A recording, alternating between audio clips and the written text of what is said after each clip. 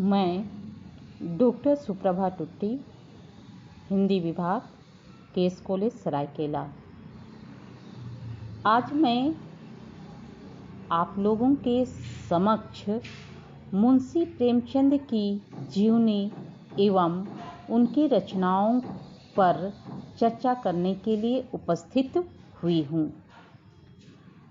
प्रेमचंद जी का जन्म 31 जुलाई 1880 ईस्वी को हुआ था। प्रेमचंद हिंदी और उर्दू के महानतम भारतीय लेखकों में से एक थे।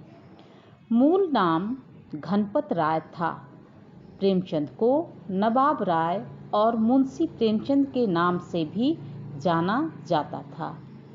उपन्यास के क्षेत्र में उनके योगदान को देखकर के बंगाल के विख्यात उपन्यासकार शरत चंद्र चट्टोपाध्याय ने उन्हें उपन्यास सम्राट कहकर संबोधित किया था। प्रेमचंद ने हिंदी कहानी और उपन्यास की एक ऐसी परंपरा का विकास किया जिसने पूरी सदी के साहित्य का मार्गदर्शन किया। आगामी एक पूरी पीढ़ी को गहराई तक प्रभावित कर प्रेमचंद ने साहित्य की यथार्थवादी परंपरा की नींव रखी। उनका लेखन हिंदी साहित्य की एक ऐसी विरासत है जिसके बिना हिंदी के विकास का अध्ययन अधूरा सा प्रतीत होता है। वे एक संवेदनशील लेखक थे, सचेत नागरिक थे, कुशल वक्ता थे, सुधी अर्थात विद्वान संपादक थे। 20वीं सदी के पूर्वार्ध में जब हिंदी में तकनीकी सुविधाओं का अभाव था, उनका योगदान अतुलनीय है। प्रेमचंद के बाद जितने लोगों ने साहित्य को सामाजिक सरोकारों और प्रगतिशील मूल्यों के साथ आगे बढ़ाने का काम किया, उनमें यशपाल से लेकर मुक्तिबोध तक शामिल हैं। उनके पुत्र हिंदी के प्रसिद्ध साहित्यकार अमृत राय हैं, जिन्होंने प्रेमचंद को कलम का सिपाही नाम दिया था। प्रेमचंद का जीवन परिचय। प्रेमचंद का जन्म वाराणसी के निकट लम्ही गांव में हुआ था। उनकी माता का नाम आनंदी देवी था। पिता का नाम अजायब राय। ये लम्ही में डाक मुंशी का काम करते थे। उनकी शिक्षा का आरंभ उर्दू फारसी से हुआ और जीवन यापन का अध्यापन से पढ़ने का शौक उन्हें बचपन से ही लग गया। 13 साल की उम्र में ही उन्होंने तिलिस्म ए होशरुबा पढ़ लिया और उन्होंने उर्दू के मशहूर रचनाकार रतननाथ शार, मिर्जा हादी रुशवा और मौलाना शरार के उपन्यासों से परिचय प्राप्त कर लिया था। 1898 में मैट्रिक की परीक्षा उत्तीर्ण करने के बाद वे एक स्थानीय विद्यालय में शिक्षक नियुक्त हो गए। नौकरी के साथ ही उन्होंने अपनी पढ़ाई जारी रखी। 1910 में उन्होंने अंग्रेजी, दर्शन, फारसी और इतिहास लेकर इंटर पास किया और 1919 ईस्वी में बीए पास करने के बाद शिक्षा विभाग के इंस्पेक्टर पद पर नियुक्त हो गए। 7 वर्ष की अवस्था में उनकी माता तथा 14 वर्ष की अवस्था में पिता का देहांत हो गया। देहांत हो जाने के पश्चात उनका प्रारंभिक जीवन संघर्षमय रहा। उनका पहला विवाह उन दिनों की परंपरा के अनुसार 15 साल की उम्र में हुआ, जो सफल नहीं रहा। प्रेमचंद आर्य समाज से प्रभावित रहे, जो उस समय का बहुत बड़ा धार्मिक और सामाजिक आंदोलन था। उन्होंने विधवा विवाह का समर्थन किया और 1906 में दूसरा विवाह अपनी प्रगतिशील परंपरा के अनुरूप बाल विधवा शिवरानी देवी से किया। उनकी 3 संतानें हुई, श्रीपत राय, अमृत राय और कमला देवी श्रीवास्तव। 1910 में उनकी रचना सोजे वतन राष्ट्र का विलाप के लिए हमीरपुर के जिला कलेक्टर ने उन्हें तलब किया और उन पर जनता को भड़काने का आरोप लगाया। सोजे वतन की सभी प्रतियां जब्त कर नष्ट कर दी गई।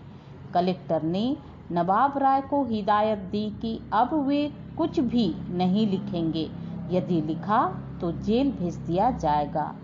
इस समय तक प्रेमचंद घनपत राय के नाम से ही लिखते थे। उर्दू में प्रकाशित होने वाली जमाना पत्रिका के संपादक और उनके अजीज दोस्त मुंशी दया नारायण निगम ने उन्हें प्रेमचंद के नाम से लिखने की सलाह दी। इसके बाद वे प्रेमचंद के नाम से लिखने लगे। उन्होंने आरंभिक लेखन जमाना पत्रिका में किया। जीवन के अंतिम दिनों में वे गंभीर रूप से बीमार पड़ गए। उनका उपन्यास मंगलसूत्र पूरा नहीं हो सका और लंबी बीमारी के बाद 8 अक्टूबर 1936 को उनका निधन हो गया। उनका अंतिम उपन्यास मंगलसूत्र उनके पुत्र अमृत राय ने पूरा किया।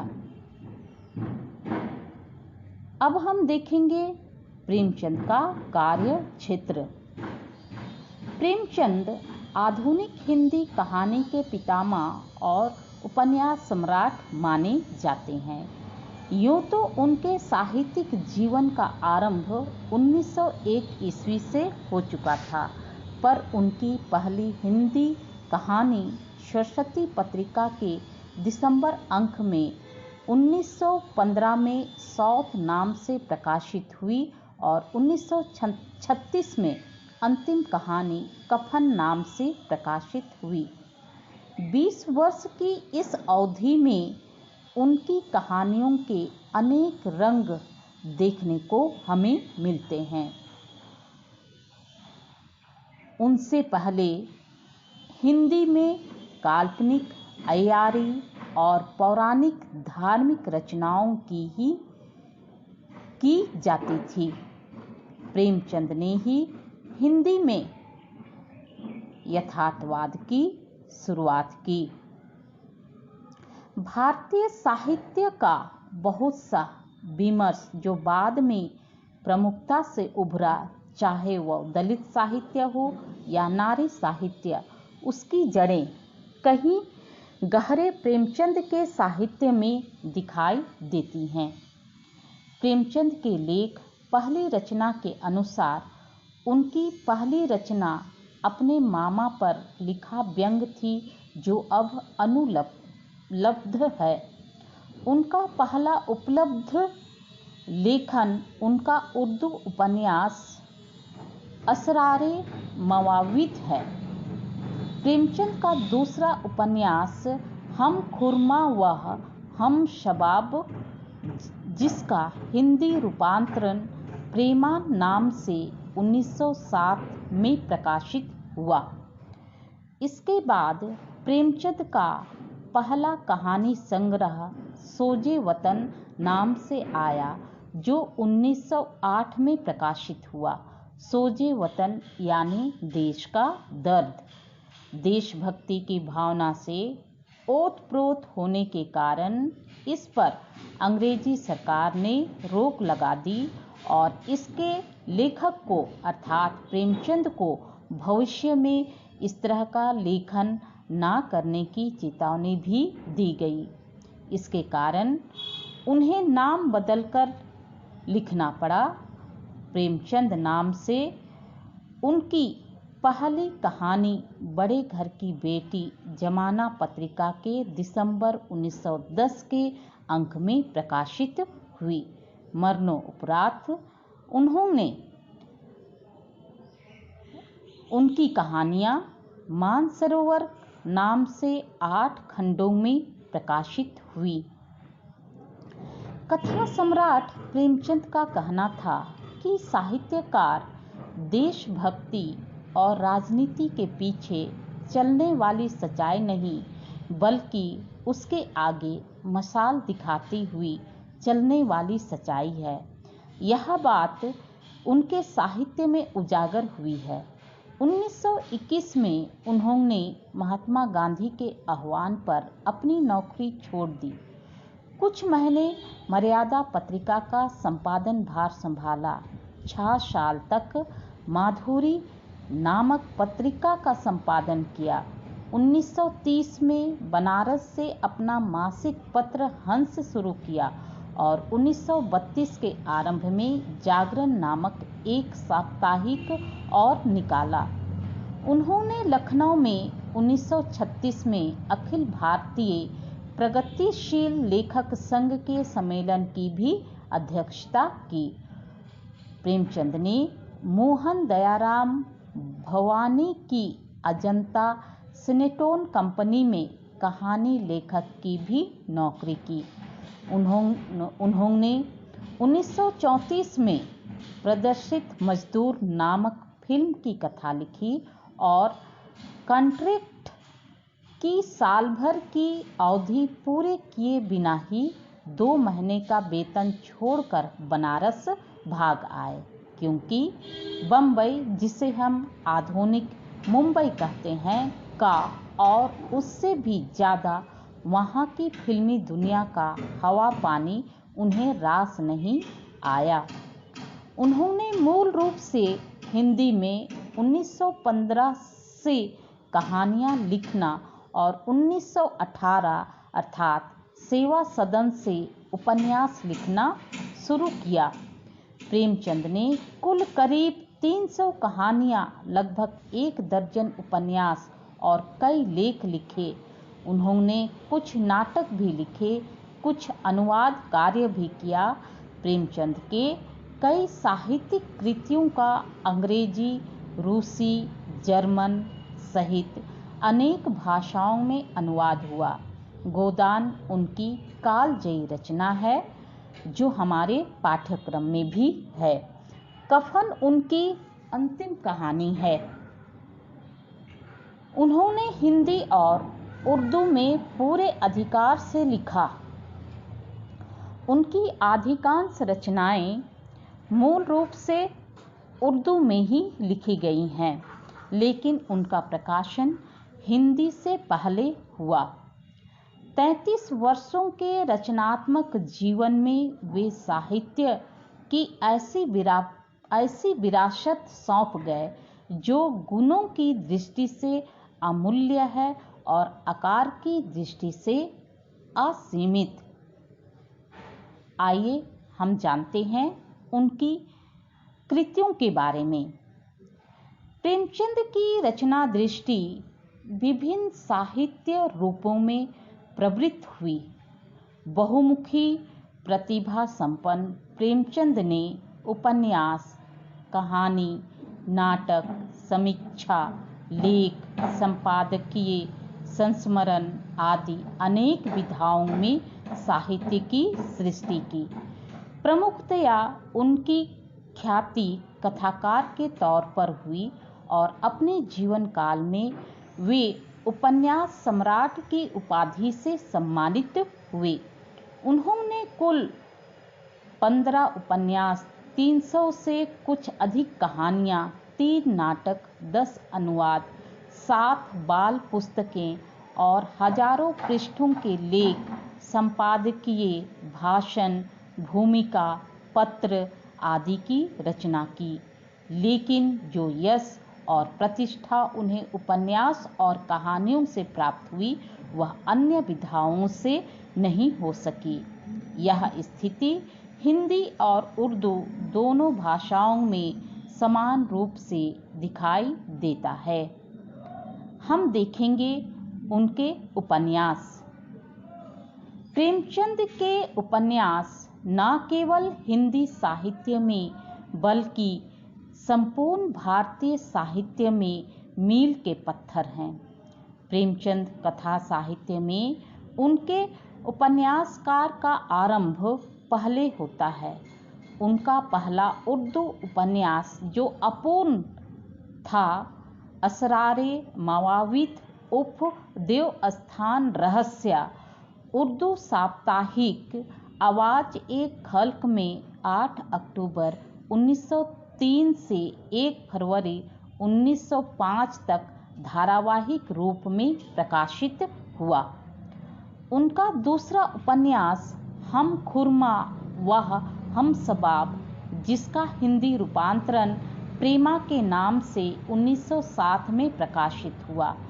चूँकि मूल रूप से उर्दू के लेखक थे और उर्दू से हिंदी में आए थे, इसलिए उनके सभी आरंभिक उपन्यास मूल रूप से उर्दू में लिखे गए और बाद में उनका हिंदी अनुवाद किया गया।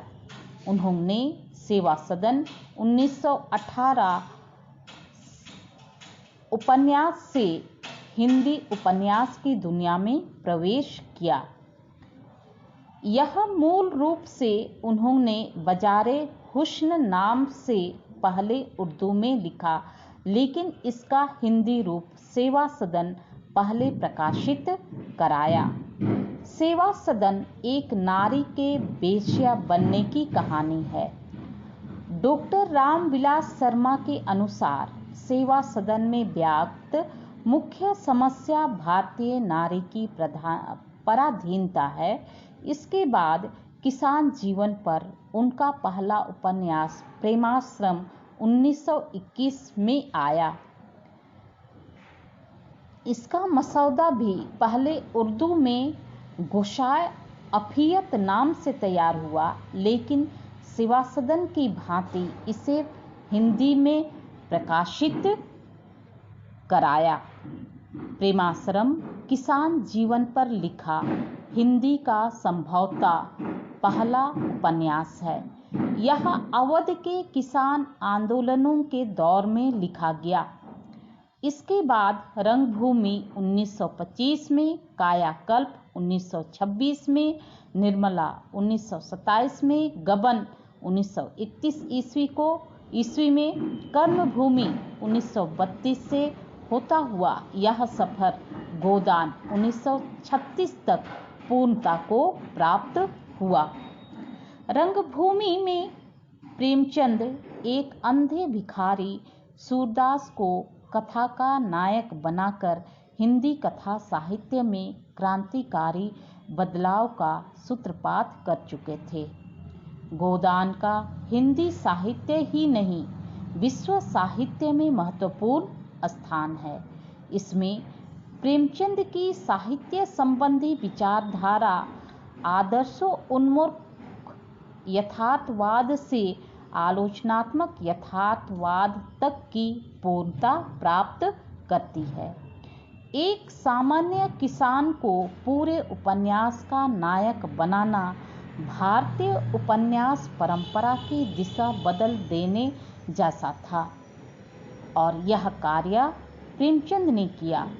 सामंतवाद और पूंजीवाद के चक्र में फंसकर हुई कथा नायक होरी की मृत्यु पाठकों के जहन को झकझोर कर रख देती है।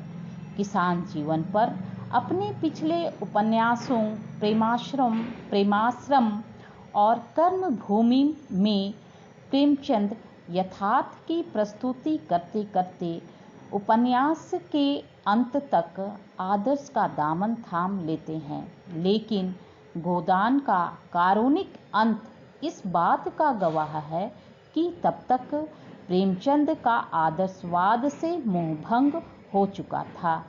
यह उनकी आखिरी दौर की कहानियों में भी देखा जा सकता है। मंगलसूत्र प्रेमचंद का अधूरा उपन्यास है। प्रेमचंद के उपन्यासों का मूल कथ्य भारतीय ग्रामीण जीवन था।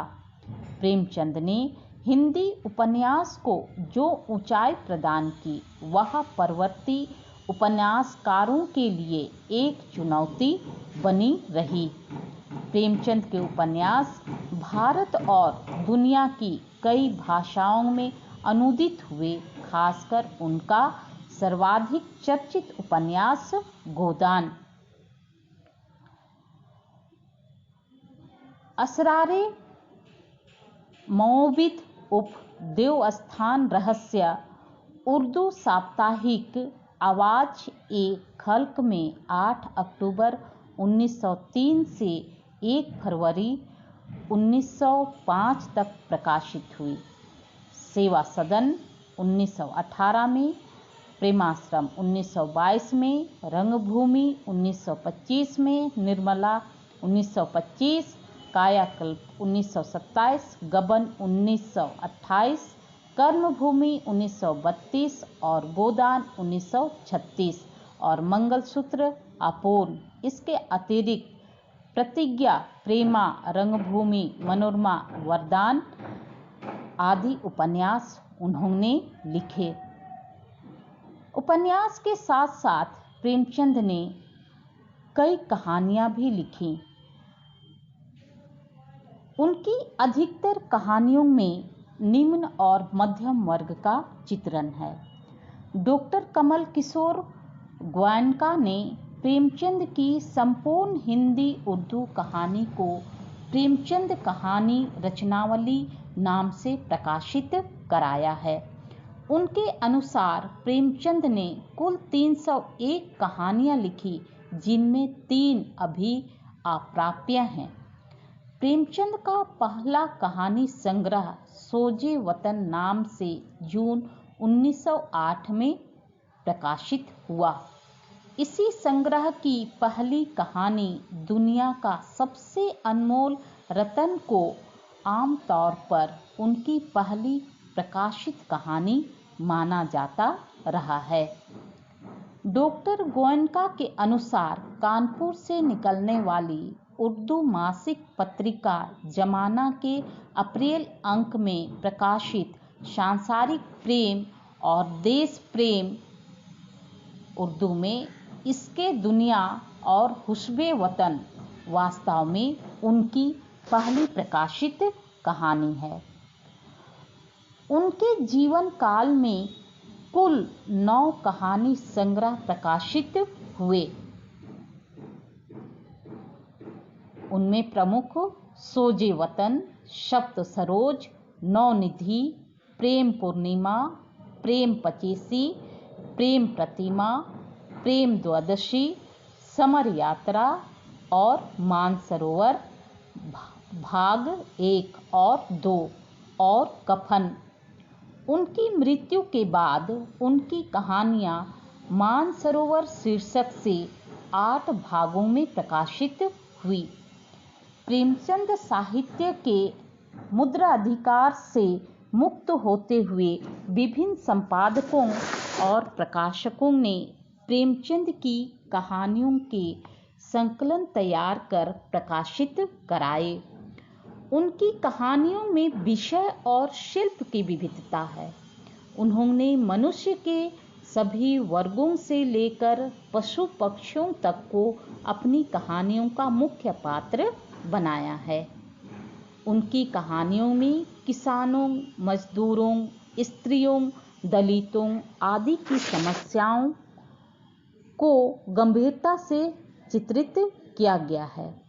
उन्होंने समाज सुधार, देश प्रेम, स्वाधीनता संग्राम आदि से संबंधित कहानियां लिखी हैं।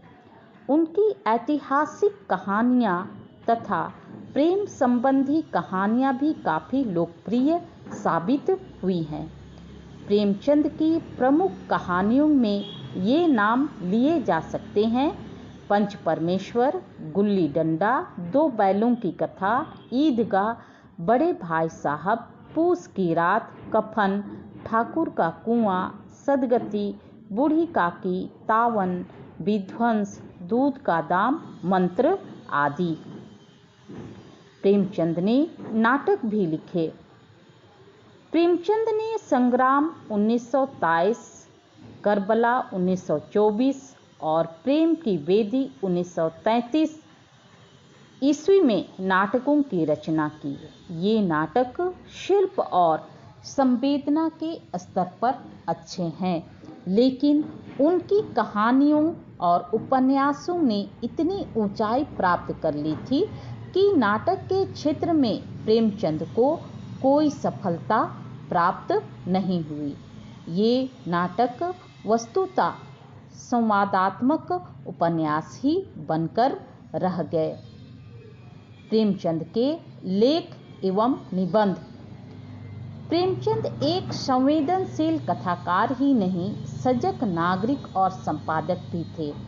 उन्होंने हंस, माधुरी, जागरण आदि पत्र पत्रिकाओं का संपादन करते हुए तत्कालीन अन्य सहगामी साहित्यिक पत्रिकाओं चांद, मर्यादा, स्वदेश आदि में अपनी साहित्यिक और सामाजिक चिंताओं को लेखों या निबंधों के माध्यम से अभिव्यक्त किया। अमृत राय द्वारा संपादित प्रेमचंद विविध प्रसंग, जिसके 3 भाग हैं, उसमें वास्तव में प्रेमचंद के लेखों का संकलन है। प्रेमचंद के लेख प्रकाशन संस्थान से कुछ दूर शीर्षक से भी छपे हैं। प्रेमचंद के मशहूर लेखों में निम्न लेख प्रसिद्ध हैं। साहित्य का उद्देश्य, पुराना जमाना नया जमाना, स्वराज के फायदे, कहानी कला, ये 3 भागों में है। 1, 2, 3 और कौमी भाषा के विषय में कुछ विचार, हिंदी उर्दू की एकता, महाजनी सभ्यता, उपन्यास, जीवन में साहित्य का स्थान आदि। प्रेमचंद ने अनुवाद भी किए हैं। तो प्रेमचंद के अनुवाद। प्रेमचंद एक सफल अनुवादक भी हैं। उन्होंने दूसरी भाषाओं के जिन लेखकों को पढ़ा और जिनसे प्रभावित हुए, उनकी कृतियों का उन्होंने अनुवाद भी किया। जैसे टोल्स्टॉय की कहानियाँ 1923 ईस्वी में, गर्ल्सवर्दी की 3 नाटकों का हड़ताल 1930 ईस्वी में, चांदी की डिबिया 1931 और न्याय 1931 नाम से अनुवाद किया है। आज़ाद कथा उर्दू से रतननाथ सरशार, पिता के पत्र पुत्री के नाम अंग्रेजी से जवाहरलाल नेहरू, उनके द्वारा रतननाथ सरशार के उर्दू उपन्यास फसान-ए-आज़ाद का हिंदी अनुवाद आज़ाद कथा बहुत मशहूर हुआ। उन्होंने इसके अतिरिक्त विविध लेख भी लिखे हैं, विविध कहानियाँ भी लिखी हैं। जैसे बाल साहित्य।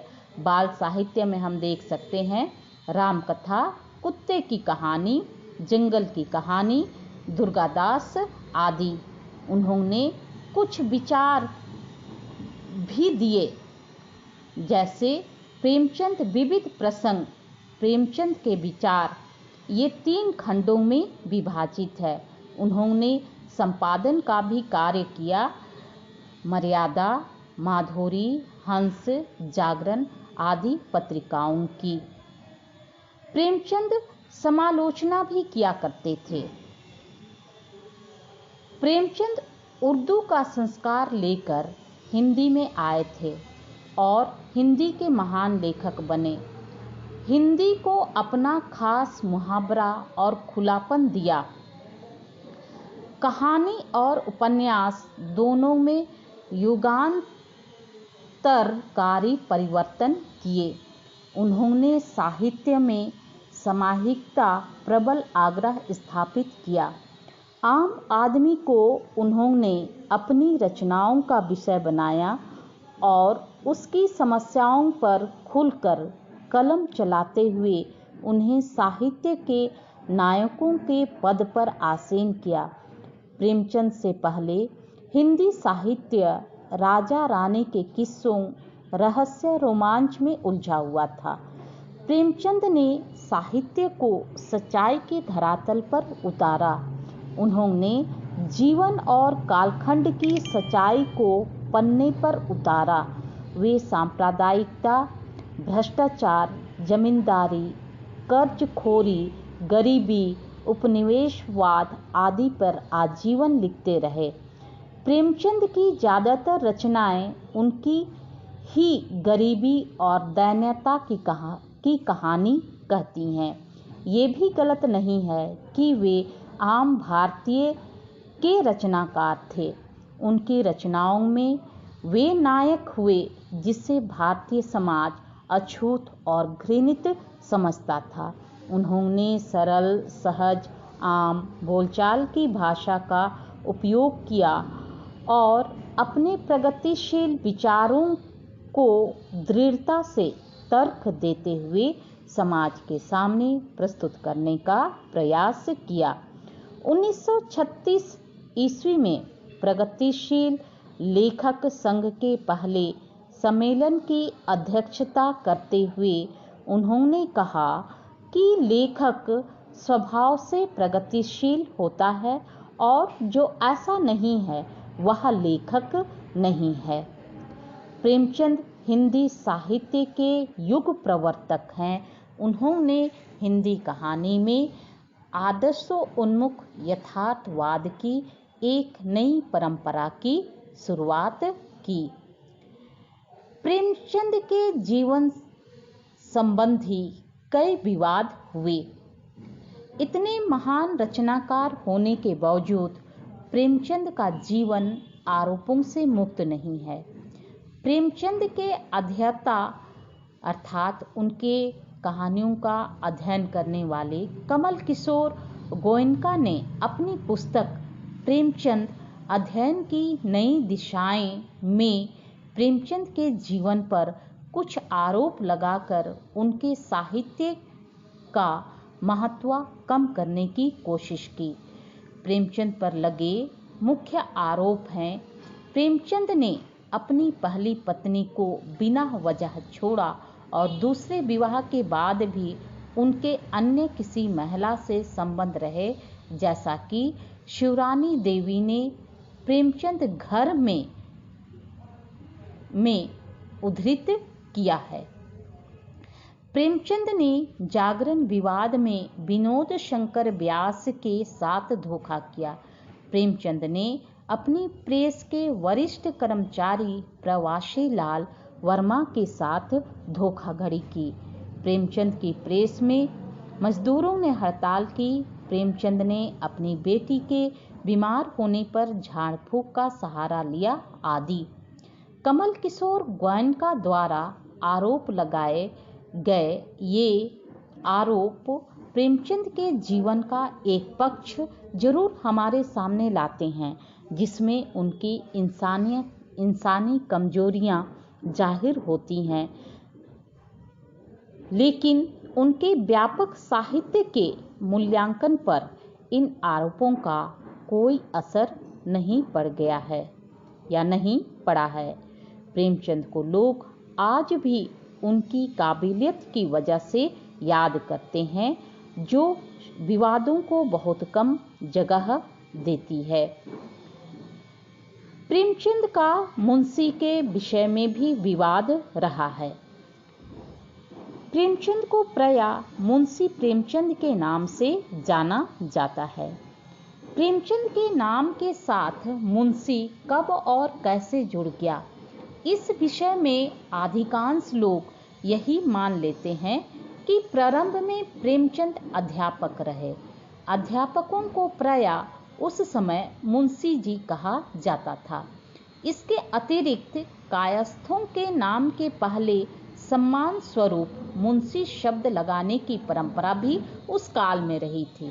संभवतः प्रेमचंद जी के नाम के साथ मुंशी शब्द जुड़कर रूढ़ हो गया। प्रोफेसर सुखदेव सिंह के अनुसार प्रेमचंद जी ने अपने नाम के आगे मुंशी शब्द का प्रयोग स्वयं कभी नहीं किया। उनका यह भी मानना है कि मुंशी शब्द सम्मान सूचक है, जिसे प्रेमचंद के प्रशंसकों ने कभी लगा दिया होगा।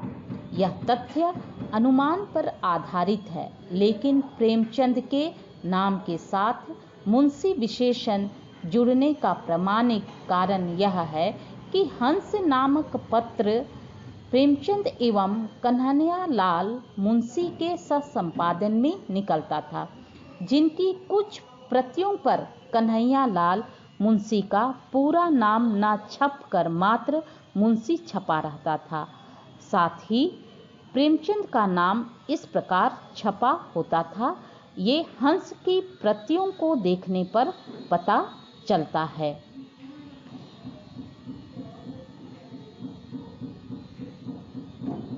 और इस प्रकार मुंशी अलंकरण इतना रूढ़ हो गया कि मात्र मुंशी से ही प्रेमचंद का बोध हो जाता था, तथा मुंशी ना कहने से प्रेमचंद का नाम अधूरा अधूरा सा लगता था। इनकी विरासत प्रेमचंद ने अपनी कला के शिखर पर पहुंचने के लिए अनेक प्रयोग किए।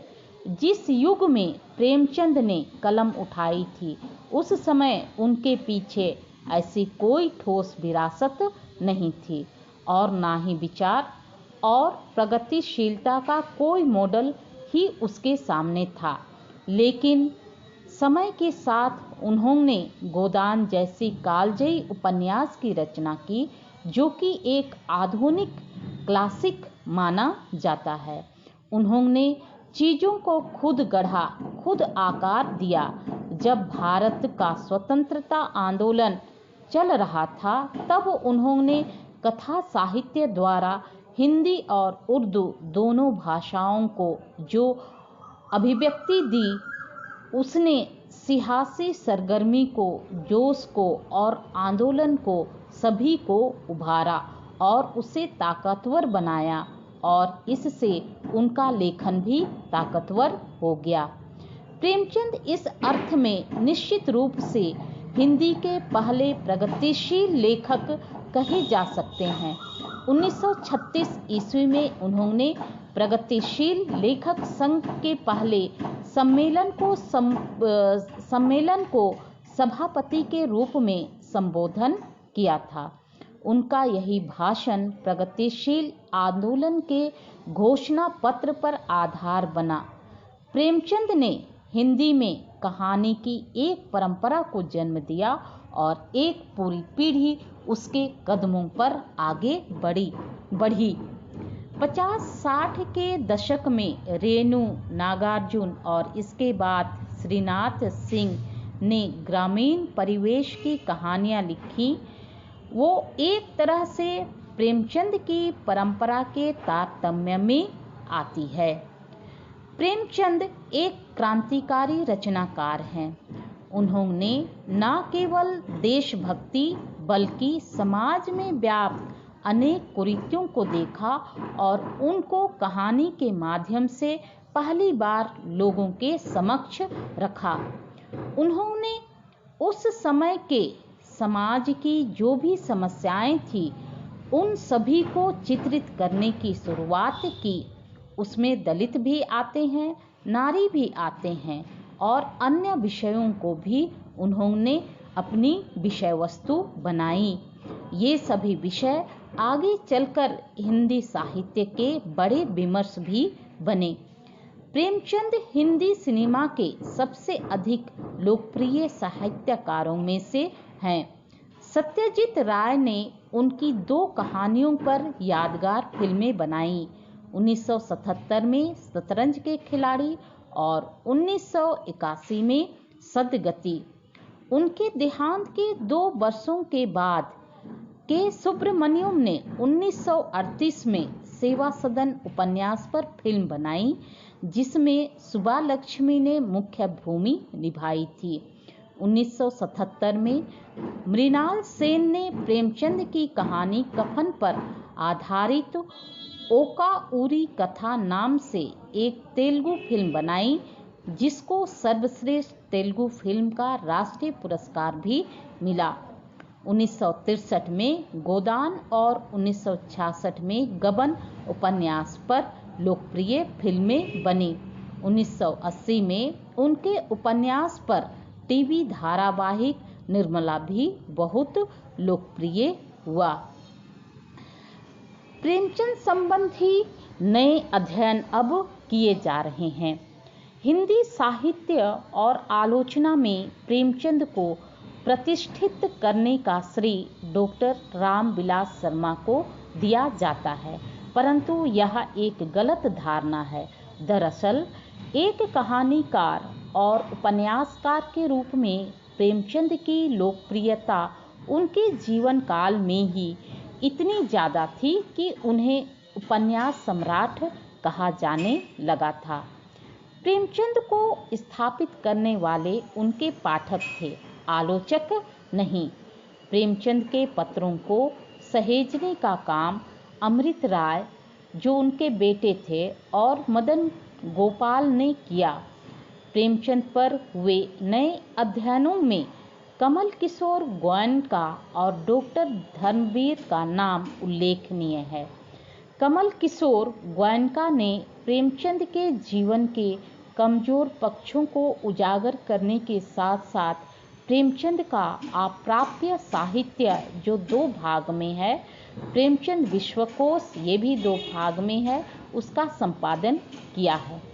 डॉक्टर धर्मवीर ने दलित दृष्टि से प्रेमचंद साहित्य का मूल्यांकन करते हुए प्रेमचंद सामंत का मुंशी और प्रेमचंद की नीली आंखें नाम से पुस्तकें लिखी हैं। प्रेमचंद जी को कई पुरस्कार और सम्मान भी प्राप्त हुआ। प्रेमचंद जी की स्मृति में भारतीय डाकतार विभाग की ओर से 31 जुलाई 1918 को उनकी जन्मशती के अवसर पर 30 पैसे मूल्य का एक डाक टिकट जारी किया था। गोरखपुर के जिस स्कूल में वे शिक्षक थे, वहां प्रेमचंद साहित्य संस्थान की स्थापना की गई है। इसके बरामदे में एक भित्ति लेख है, जिसका चित्र दाहिनी ओर से दिया गया है। यहाँ उनसे संबंधित वस्तुओं का एक संग्रहालय भी है, जहाँ उनकी एक वक्ष प्रतिमा भी है।